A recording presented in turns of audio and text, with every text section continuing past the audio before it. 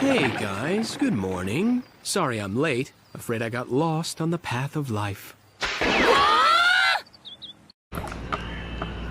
तो हमारे पिछले वीडियो में जो रिसेंटली 15 महीने पहले आया था, उसमें हमने बात किया था कि सोलर सिस्टम का एक्चुअल मूवमेंट कैसा होता है, और उस वीडियो के बीच मैंने कुछ मेंशन किया था, फ्रेम ऑफ रेफरेंस। उसके बाद चाहे तुम कहो कि सोलर सिस्टम एक प्लेन में ही मूव करता है, या फिर 3 डायमेंशन में मूव करता है, या फिर मैं कहूँ कि अर्थ मूव ही नहीं करता और पूरा यूनिवर्स उसके अराउंड मूव कर रहा है। All of this will make sense, but frame of reference समझने से पहले मुझे लगता है कि हमें द 3 डायमेंशंस समझ लेना चाहिए। द 3 डायमेंशंस, जिसे हम 3D भी कहते हैं। 3D वर्ड हम हर जगह देखते और सुनते हैं, पर क्या हम इसे पूरी तरह समझते हैं? चलिए आज 3D को पूरी तरह समझने की कोशिश करते हैं।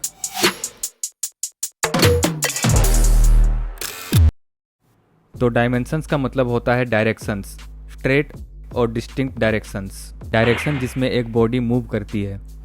सपोज ये रोड एक डायरेक्शन दिखा रहा है, ऊपर और नीचे, जो कि हमारा पहला डायरेक्शन है। तो अगर आपको एक दूसरा डायरेक्शन देखना है तो शायद आपको लगेगा कि ये डायरेक्शन तो एक दूसरा डायरेक्शन है, पर ऐसा नहीं होता, क्योंकि ये डायरेक्शन भी अलोंग द लाइन ऊपर और नीचे जा रहा है।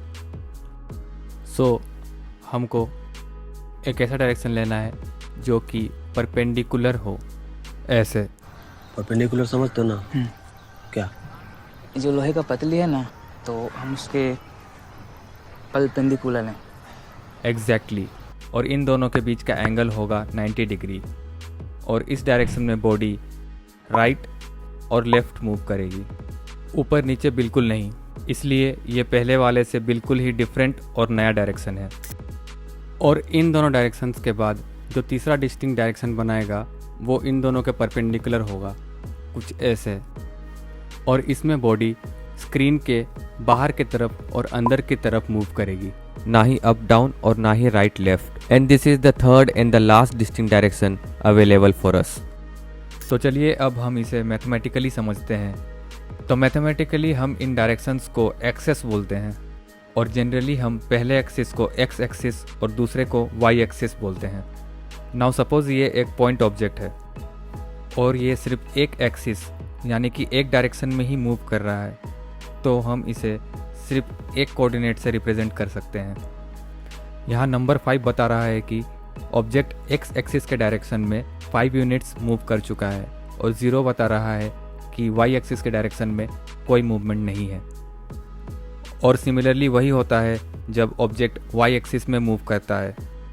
यहाँ नंबर 6 बता रहा है कि ऑब्जेक्ट वाई एक्सिस में 6 यूनिट मूव कर चुका है, और 0 बता रहा है कि एक्स एक्सिस के डायरेक्शन में कोई मूवमेंट नहीं है। पर जब यह ऑब्जेक्ट ऐसे मूव करता है या फिर कुछ ऐसे मूव करता है, तब ये दोनों डायमेंशंस में मूव कर रहा है, मतलब कि एक्स और वाई एक्सिस दोनों के डायरेक्शन में मूव कर रहा है। इसीलिए इसे 2 कोऑर्डिनेट से रिप्रेजेंट करना पड़ेगा। यहाँ 6,4 बताता है कि बॉडी का मूवमेंट एक्स डायरेक्शन में 6 यूनिट्स और वाई डायरेक्शन में 4 यूनिट्स हुआ है। और इस टाइप के मूवमेंट्स को हम 2 डायमेंशनल मूवमेंट्स बोलते हैं, और इस स्पेस को यानी कि इस प्लेन को हम 2 डायमेंशनल प्लेन बोलते हैं, और ये प्लेन इनफाइनाइट है। और अब वो तीसरा डायरेक्शन जिसे मैथमेटिकली हम z एक्सिस बोलते हैं। सपोज एक ऑब्जेक्ट यहाँ हवा में मूव कर रहा है, तो ऑब्वियसली वो तीनों डायरेक्शन में कुछ यूनिट्स मूव किया होगा, इसलिए हम उसे 3 कोऑर्डिनेट से रिप्रेजेंट करेंगे। फर्स्ट कोऑर्डिनेट बताता है कि वो एक्स एक्सिस के डायरेक्शन में कितना यूनिट मूव किया, सेकंड बताता है कि वो वाई एक्सिस के डायरेक्शन में कितना मूव किया, और थर्ड बताता है कि वो जेड एक्सिस के डायरेक्शन में कितना मूव किया। और मूव करने का मतलब है कि वो उस डायरेक्शन में अपने ओरिजिन से कितना दूर है, और ओरिजिन यहाँ होता है सबके स्टार्टिंग पॉइंट में, और हमेशा 0 होता है। सो नाउ जैसे कि हम 2 डायमेंशनल स्पेस को प्लेन कहते हैं, इस 3 डायमेंशनल स्पेस को 3 डायमेंशनल स्पेस कहते हैं, या फिर सिंपली स्पेस।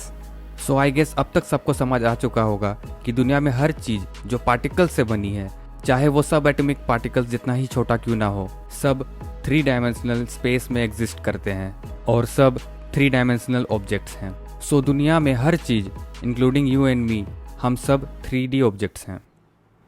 और हम 3D ऑब्जेक्ट्स जिस स्पेस में रहते हैं वहाँ हम इन तीनों डायमेंशंस के अलावा और कोई डायमेंशन एक्सेस नहीं कर सकते, एटलीस्ट विथ करंट टेक्नोलॉजी। तो हमको पता है कि दुनिया में हर वो चीज़ जो मास से बना हुआ है वो 3 डायमेंशनल होता है, पर क्या हम उन चीज़ों को 3 डायमेंशनली देख पाते हैं? सपोज़ ये बॉल, हमको पता है ये बॉल एक 3 डायमेंशनल बॉडी है और इस शेप का नाम है स्फीयर, पर क्या हमको ये स्फीयर दिखता है या हमको दिखता है एक सर्कल? 3D फिगर्स और 3 डायमेंशंस को हम सिर्फ टच करके फील कर सकते हैं, बट जैसे ही हम आँख खोलते हैं वो 2D बन जाता है और हर चीज़ हमें 2D में ही दिखता है, जैसे कि ये स्फीयर बन जाता है circle. And the sad part is हम कभी भी जान नहीं पाएंगे कि एक स्फीयर दिखता कैसा है। एक्चुअली हम जो कुछ भी देखते हैं वो इमेजेस होते हैं और एक इमेज हमेशा 2D होता है जिसे हमारा आँख कैप्चर करता है just like a camera, because हमारा आँख भी एक लेंस ही है। बट हमारे ब्रेन के पास वो डेप्थ सेंसिंग कैपेबिलिटीज़ होते हैं जिसके वजह से वो 2D इमेज में भी डेप्थ को सेंस कर लेता है और इसके वजह से we just think that we see in 3D in real life. और इसी फैक्ट को एक्सप्लॉइट करके 3D फिल्म मेकर्स मूवी बनाते हैं जहां वो हमें 3D विजन का एक्सपीरियंस प्रोवाइड करवाते हैं, जबकि they are just some layers of 2D images जिसके कॉम्बिनेशन को हम सिर्फ 3D ग्लासेस पहन के ही देख सकते हैं और वो डेप्थ को सेंस कर सकते हैं, which gives us the realest possible experience. So कुल मिला के बात यह है कि दुनिया में हर इमेज 2D है और हर ऑब्जेक्ट 3D। जैसे कि ये इमेज 2D है बट ये पेपर 3D है। ये इमेज बस हमारे आँखों और ब्रेन के लिए है, पर 3D वर्ल्ड में फ़र्क नहीं पड़ता ये एक एस ऑफ स्पेड्स है या फिर एक joker, it's just a piece of paper. By the way हम सब तो सब कुछ देखते 2D में है और रहते 3D वर्ल्ड में है, बट ब्लाइंड लोगों के लिए सब कुछ 3D है।